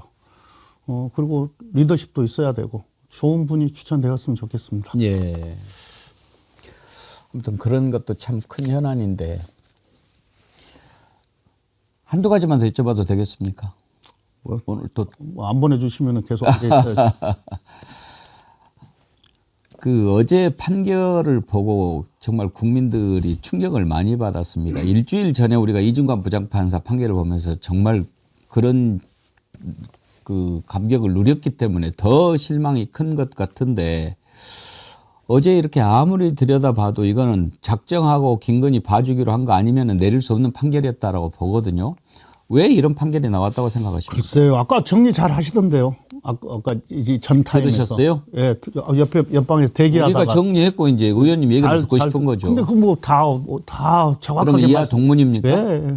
그래서 그러니까 황당하죠 조금. 그리고 아까 왜 황당한지에 대해서는 세 가지로 잘 정리하셨던 거. 그러면 끝으로 방금 전에 이제 다른 당 얘기입니다만은 한동훈을 결국은 제명을 했습니다. 국힘당이. 그걸 보고도 그러면 선거를 어떻게 치르려고 그러는가 그렇게들 많은 국민들이 궁금해 하거든요. 의원님께서 객관적으로 왜 저렇게 장동혁 대표는 한동훈 제명에 기를 쓰는가 왜 그렇다고 생각하십니까? 당내 권력 투쟁에 무간 지옥에 빠졌다니까요. 저는 당내 권력 투쟁이죠. 저 헤어나오지 못할 겁니다. 무간 지옥이라는 게 그렇잖아요. 예. 그러면 선거고 뭐고 나는 권력을 잡겠다. 일단 당내 권력 잡겠다 이런 거죠. 그게 더 중요하다고 생각하는 거다. 현재로서는. 그거 이상도 그 이하도 없다. 예. 그럼 앞으로 한동훈은 어떻게 할 것 같습니까? 예? 한동훈은 앞으로 어떻게 할까요? 한동훈 제가 이렇게 따로 당을 만들 만큼의 어떤 실력, 뭐 체력 이런 건 안 된 것 같아요. 정치적 체력을 말씀드리는 겁니다. 안 되는 것 같아요. 그러면은 국민의힘의 복귀를 끊임없이 시도를 하겠죠. 흔들면서. 그래서 무간지옥이라니까요. 예. 이제 무간지옥이 시작이 된 거군요. 진즉 시작이 됐죠. 예. 아무리 발버둥 쳐도 빠져나올 수 없는 그 구렁텅이로. 예. 또는 지방선거에 제가 보기에는 지방선거까지인데요. 장동혁의